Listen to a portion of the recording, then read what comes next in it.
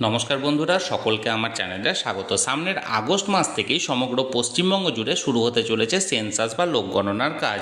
এই লোকগণনার কাজে একজন সাধারণ ভারতীয় নাগরিককে কোন কোন তথ্য ফিল্ড ভিজিটের সময় এনিউমারেটরকে দিতে হবে, বা এই কাজে নিযুক্ত একজন এনিউমারেটর ফিল্ড ভিজিটের কাজগুলি কিভাবে খুব সহজেই সম্পন্ন করবেন, কিভাবে অ্যাপে আপলোড করবেন এবং কিভাবে নির্দিষ্ট সময়ের মধ্যে সমস্ত কাজগুলিকে গুটিয়ে আনবেন, এবং পরিশেষে সুপারভাইজার বা আধিকারিক স্তরে এই কাজগুলি কিভাবে সুসম্পন্ন করা হবে সেই নিয়ে কয়েকটি ভিডিওর মাধ্যমে আমি এই চ্যানেলে নিয়মিত আপলোড করব। আপনারা যদি এই সেন্সাসের কাজটিকে সুষ্ঠুভাবে সুসম্পন্ন করতে চান তাহলে এই ভিডিওগুলি অবশ্যই লক্ষ্য করুন। আজকের ভিডিওটি সেন্সাস 2027 সংক্রান্ত সিরিজের প্রথম পার্টের ভিডিওটি ভালো লেগে থাকলে অবশ্যই একটি লাইক করুন এবং সকলের সঙ্গে শেয়ার করুন। আর সেই সাথে এই সেন্সাসের কাজটি যদি খুব সহজে নির্ভুলভাবে নির্দিষ্ট সময়ের মধ্যে সম্পন্ন করতে চান তাহলে এই চ্যানেলে যে সমস্ত ভিডিওগুলি আপলোড হচ্ছে সেই ভিডিওগুলি নিয়মিত দেখতে থাকুন।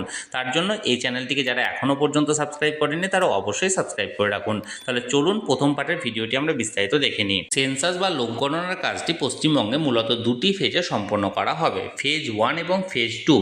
সামনের আগস্ট মাস থেকে মূলত ফেজ 1-এর কাজটি শুরু হবে। আমরা এক এক করে জেনে নেব কোন ফেজে কোন কোন কাজগুলি একজন এনিউমারেটরকে করতে হবে। প্রথমত ফেজ 1-এ একজন এনিউমারেটরকে সামনের আগস্ট মাস থেকে যে কাজগুলি করতে হবে তার মধ্যে প্রথমত হলো 1 নম্বরে হচ্ছে ম্যাপ এবং একটা লেআউট তৈরি করা।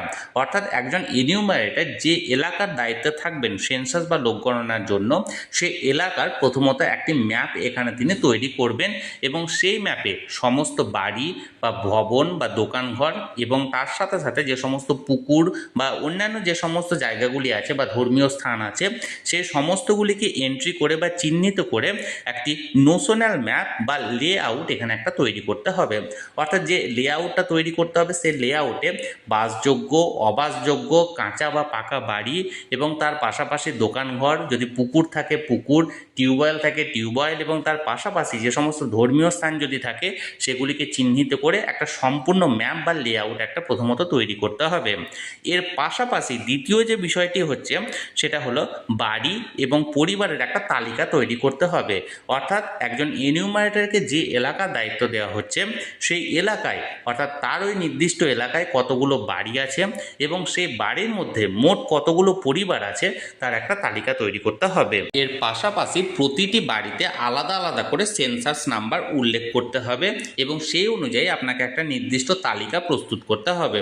ফর এক্সাম্পল, আপনি যে এলাকার সেন্সাসের চার্জে আপনি আছেন বা যে এলাকার গণনা আপনি করছেন সেখান থেকে যে স্টার্টিং পয়েন্ট আপনি ধরেছেন সেই স্টার্টিং পয়েন্টের প্রথম বাড়িটাকে আপনাকে 0001 দিয়ে সেন্সাস নাম্বার হিসাবে এখানে সিলেক্ট করতে হবে, এবং আপনি যে রাস্তা দিয়ে যেভাবে যে সিকোয়েন্সে যাচ্ছেন সেই অনুযায়ী লাস্ট যে বাড়িটা হচ্ছে সেটা ধরুন ফর এক্সাম্পল আপনার 295 নাম্বার বাড়ি হলো, তাহলে সেক্ষেত্রে ওটার নাম্বার আপনাকে বসাতে হবে 0295 এবং এখানে দি এন্ড করতে হবে বা শেষ করতে হবে, এবং সেই অনুযায়ী একটা তালিকা আপনাকে দেওয়া হবে। সেই তালিকা অনুযায়ী পরপর অর্থাৎ 0001 থেকে 0002 থেকে শুরু করে একদম লাস্ট হবে পরপর 0295 পর্যন্ত এই তালিকাটা আপনাকে প্রস্তুত করতে হবে, এবং প্রতিটি সেন্সাস নাম্বারযুক্ত বাড়ির পাশে নির্দিষ্ট যে সমস্ত তথ্যগুলি চাইবে সেই তথ্যগুলি আপনাকে এখানে প্রদান করতে হবে বা লিপিবদ্ধ করতে হবে। এটা গেল একজন ফিল্ড এনিউমারেটরের সেকেন্ড কাজ।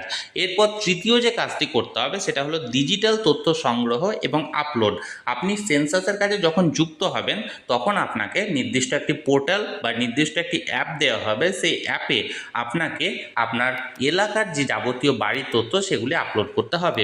মূলত এই তথ্যগুলি আপনাকে দিতে হবে বাড়ির মালিকের নাম, এই বাড়িতে কতগুলো ঘর আছে, বাড়ির পানীয় জলের উৎস কী, শৌচাগার আছে কি নেই, বিদ্যুৎ এবং তার যে সমস্ত ব্যবহার হয় কোথা থেকে আসছে, ব্যবহারের যোগ্য সম্পদের পরিমাণ ইত্যাদি। মোট 34টি এখানে প্রশ্ন থাকে। এই 34টি প্রশ্নের আপনাকে উল্লেখ করে এটাকে ডিজিটাইজ করতে হবে বা আপনাকে এন্ট্রি করতে হবে ডিজিটালি। এটি গেল তৃতীয় কাজ। এরপর যে চতুর্থ কাজটি একজন এনিউমারেটরকে করতে হবে সেটা হলো সেলফ এনিউমারেশন যাচাই করতে হবে। অর্থাৎ কোনো পরিবার যদি আগে থেকেই অনলাইনে সেলফ এনরোল করে থাকে তাহলে সেগুলি আপনাকে যেতে হবে এবং সেই পরিবারটি সঠিক তথ্য দিয়েছে কি দেয়নি সেটা আপনাকে যাচাই করতে হবে। এবং এর পাশাপাশি লাস্ট যে কাজটা সেটা হলো সুপারভাইজারকে আপনাকে রিপোর্ট প্রদান করতে হবে যে আপনার কতদূর কাজের অগ্রগতি ঘটলো এবং কতদূর আপনার কাজ এখনও পর্যন্ত বাকি আছে। তাহলে মূলত এই 5টি কাজ থাকে ফেজ 1-এ, যেটা একজন এনিউমারেটরকে করতে হবে। এটা গেল মূলত ফেজ 1-এর কাজ। এরপর ফেজ 2-এর কাজ যখন শুরু হবে, ফেজ 2-এর কাজে মূলত আপনাকে ব্যক্তিগত তথ্য সংগ্রহ করতে হবে।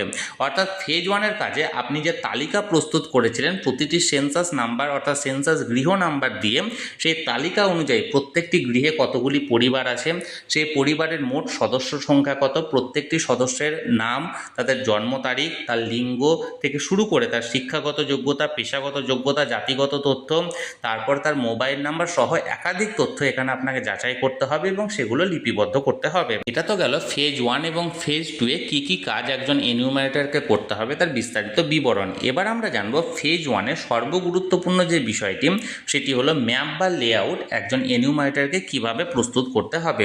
তার জন্য দেখুন আমি এখানে স্ক্রিনে শেয়ার করেছি, একটা ফরম্যাট দেওয়া হবে। প্রথমত একটা ম্যাপের একটা কাগজ আপনাকে দেওয়া হবে।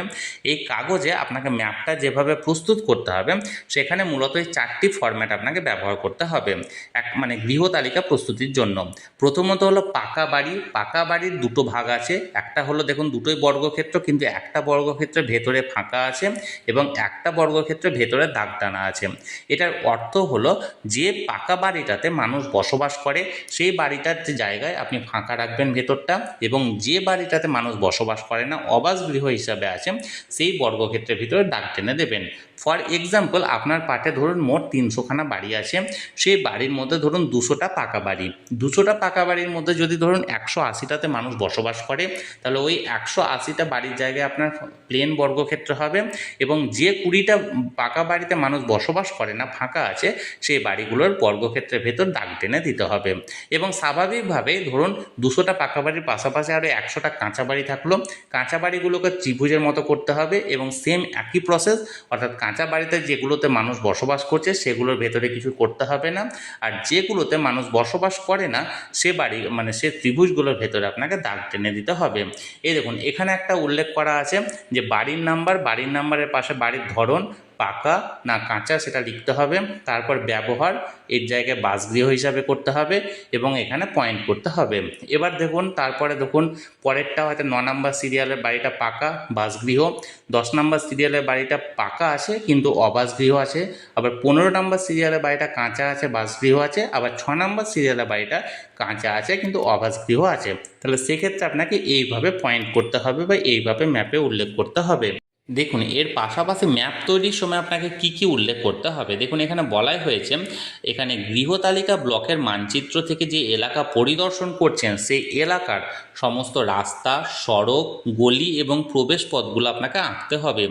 গৃহতালিকা ব্লকের এলাকার মধ্যে বিদ্যমান গুরুত্বপূর্ণ প্রাকৃতিক বৈশিষ্ট্য বা স্থাপনাগুলো, যেমন ধরুন খাল, নালা, খোলা জায়গা, জলাশয়, রেল লাইন ইত্যাদি থাকতে সেগুলোকে স্পষ্টভাবে উল্লেখ করতে হবে। এরপর তো হচ্ছে বাড়ির বিবরণ। বাড়ির বিবরণের পাশাপাশি আপনাকে যে সমস্ত বিষয় যেগুলো হচ্ছে সড়ক, সেই সড়কের আপনাকে এখানে উল্লেখ করতে হবে, যেখানে যেখানে রাস্তা আছে বা যেখানে যেখানে গলি আছে সেভাবে উল্লেখ করতে হবে। এখানে দেখুন আমি একটি স্পেসিমেন কপি অফ ম্যাপ তৈরির এখানে আমি শেয়ার করেছি, এখানে এই অনুযায়ী আপনাকে ম্যাপ তৈরি করতে হবে। দেখুন তার বাম দিকে আছে সেন্সাস অফ ইন্ডিয়া 2027 সংক্রান্ত আপনাকে যাবতীয় তথ্য লিখতে হবে, আপনার রাজ্যের নাম, আপনি কোন জায়গায় আছেন, কি কি এলাকা আছে সবগুলো এখানে ফিল আপ করবেন। এর পাশে যে বক্স আছে বা ঘর আছে সেখানে আপনাকে এইভাবে একটা ম্যাপ তৈরি করতে হবে। প্রথমত ম্যাপে একটা দিক উল্লেখ করতে হবে, কোন দিকটা নর্থ সাইড, কোন দিকটা সাউথ সাইড, কোন দিকটা ইস্ট এবং কোন দিকটা ওয়েস্ট, সেটা আপনাকে উল্লেখ করতে হবে। এর পাশাপাশি আপনি যেখান থেকে স্টার্টিং করছেন সেখান থেকে স্টার্টিং পয়েন্ট আপনাকে উল্লেখ করতে হবে, যেখানে এখানে উল্লেখ করা হয়েছে স্টার্টিং পয়েন্ট নাম্বার 1 এবং সেখান থেকে সেইভাবে চলছে আপনি কিভাবে শুরু করেছেন। দেখুন এখানে 1 2 3 4 এভাবে লজিক করা আছে, 1 2 3 আবার 4 ওইদিকে গেল, তারপর আবার দেখুন 5 6 7 8 9 10 এইভাবে এই লজিকে করতে হবে। যেখানে যেখানে রাস্তা আছে বা যেখানে যেখানে গলি আছে এখানে দেখুন স্পষ্টত সমস্ত কিছু উল্লেখ করা হয়েছে। এর পাশাপাশি দেখুন এখানে একটা পার্ক আছে, পার্ক বলে এখানে একটা জায়গা উল্লেখ করে এখানে একটা পার্ক হিসাবে এখানে এন্ট্রি করা হয়েছে। এর পাশাপাশি দেখুন ডান দিকের কোণাতে একটা জলাশয় আছে, সেখানে দেখুন জলাশয়ের এখানে ছবি দেওয়া হয়েছে। তার পাশাপাশি দেখুন ডান দিকে এখানে একটা মন্দির আছে, এই মন্দিরটা এখানে উল্লেখ করা হয়েছে, মন্দিরের এখানে একটা স্থাপনা উল্লেখ করে এই বিষয়টিকে বোঝানো হয়েছে। এবং এই অনুযায়ী দেখুন যেগুলো বাসগৃহ সেগুলোতে বাসগৃহ হিসাবে করা হয়েছে, তার মধ্যে যেটা পাকা বাড়ি অথচ অবাসগৃহ সেখানে দেখুন যেমন 77 যে সিরিয়ালটা, সেই 77 সিরিয়ালে এখানে বর্গক্ষেত্র করা হয়েছে, কিন্তু সেই জায়গায় এখানে ভেতরটাকে কেটে দেওয়া হয়েছে। তাহলে পাকা বাড়ির পাশাপাশি যেখানে কাঁচা বাড়ি আছে যেগুলো, সেগুলো ত্রিভুজের মতো করা হয়েছে। কাঁচা বাড়ির মধ্যে যেগুলোতে বসবাস করে না মানুষ, সেগুলোর ভেতর কেটে দেওয়া হয়েছে। তাহলে এই অনুযায়ী আপনাকে প্রথমত একটা ম্যাপ আপনাকে বানাতে হবে বা লেআউট ম্যাপ তৈরি করতে হবে। এই লেআউট ম্যাপে আপনার এলাকার, অর্থাৎ আপনি একজন এনিউমারেটর হিসাবে যে এলাকার দায়িত্বে আছেন সেই এলাকার পুরো বাড়ির সংখ্যা, অর্থাৎ আপনাকে প্রথমত পুরো এলাকা ঘুরে দেখতে হবে। সেই অনুযায়ী আপনাকে বাড়ির এখানে পয়েন্ট করে রাখতে হবে, পয়েন্ট করে করে আপনাকে ম্যাপটাকে বানাতে হবে। তাহলে বন্ধুরা, পশ্চিমবঙ্গে সেন্সাস বা লোক গণনার কাজটি একজন এনিউমারেটর কিভাবে খুব সহজে সুষ্ঠুভাবে এখানে সুসম্পন্ন করবেন তাই নিয়ে আমি কয়েকটি ভিডিও নিয়ে এই চ্যানেলে নিয়মিত আপলোড করব। আজকের ভিডিওটি মূলত প্রথম পার্ট ছিল। এই ভিডিওতে কিভাবে আপনি ম্যাপ বানাবেন, কিভাবে লেআউট ম্যাপটা তৈরি করবেন সেটি এখানে বিস্তারিত জানানোর চেষ্টা করলাম। আপনাদের যদি এই বিষয়ে কোনো প্রশ্ন থাকে অবশ্যই কমেন্ট করতে পারেন। আর এই ভিডিওটি যদি ভালো লেগে থাকে অবশ্যই একটি লাইক করুন এবং সকলের সঙ্গে শেয়ার করুন। আর সেই সাথে এই চ্যানেলে যদি প্রথমবার হয়ে থাকেন এই রকমের ইনফরমেটিভ ভিডিও আরও দেখার জন্য যারা এখনও পর্যন্ত চ্যানেলটিকে সাবস্ক্রাইব করেননি তারা অবশ্যই চ্যানেলটিকে সাবস্ক্রাইব করে রাখুন। ধন্যবাদ, দেখা হচ্ছে পরের ভিডিওতে।